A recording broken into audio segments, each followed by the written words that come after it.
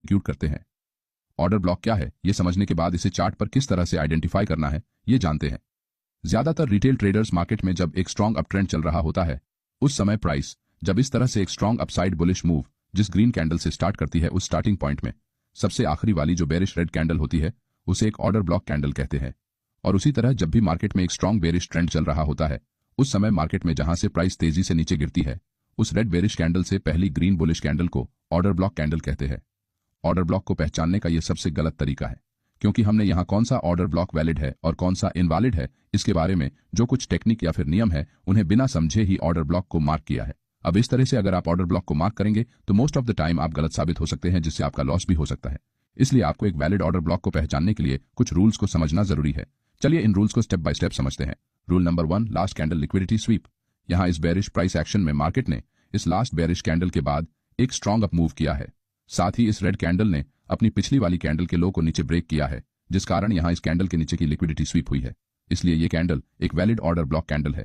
लेकिन इस right side के उदाहरण में इस लास्ट बेरिश कैंडल ने अपनी प्रीवियस कैंडल के लो को नीचे ब्रेक नहीं किया है, इसलिए इसे हम एक इनवैलिड ऑर्डर ब्लॉक कैंडल कहेंगे। उसी तरह बुलिश मार्केट स्ट्रक्चर में इस लास्ट बुलिश कैंडल के बाद प्राइस तेजी से नीचे गई है और इस बुलिश कैंडल ने अपनी लास्ट कैंडल के हाई को भी ब्रेक करके यहां इस कैंडल के ऊपर की लिक्विडिटी को स्वीप किया है, इसलिए आप इसे एक वैलिड ऑर्डर ब्लॉक मान सकते हैं। लेकिन इस राइट साइड के उदाहरण में इस लास्ट बुलिश कैंडल ने अपनी प्रीवियस कैंडल के हाई को ऊपर ब्रेक नहीं किया है, इसलिए इसे हम एक इनवैलिड ऑर्डर ब्लॉक कैंडल कहेंगे।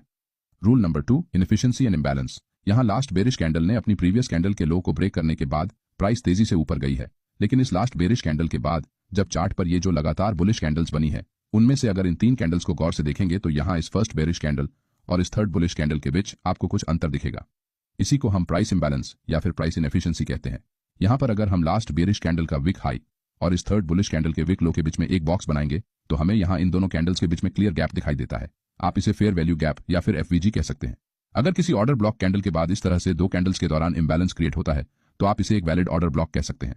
लेकिन बहुत बार प्राइस एक्शन में चार्ट पर थर्ड कैंडल की लोअर विक इस तरह से नीचे आते हुए अपने ऑर्डर ब्लॉक कैंडल एरिया में टैप करके ऊपर निकलती है, तो ये एक इनवैलिड ऑर्डर ब्लॉक बन जाता है, क्योंकि यहाँ चार्ट पर कोई भी असंतुलन क्षेत्र बचा हुआ नहीं है, जिस कारण प्राइस दोबारा से इस एरिया में वापस आकर फिर से ऊपर निकलने की संभावना कम है, क्योंकि इस ऑर्डर ब्लॉक एरिया में जो भी पेंडिंग ऑर्डर्स एग्जीक्यूट होने के लिए बाकी थे वो इस कैंडल की लोअर विक के कारण पूरी तरह से फिल हो चुके हैं, इसलिए ये एक इनवैलिड ऑर्डर ब्लॉक है।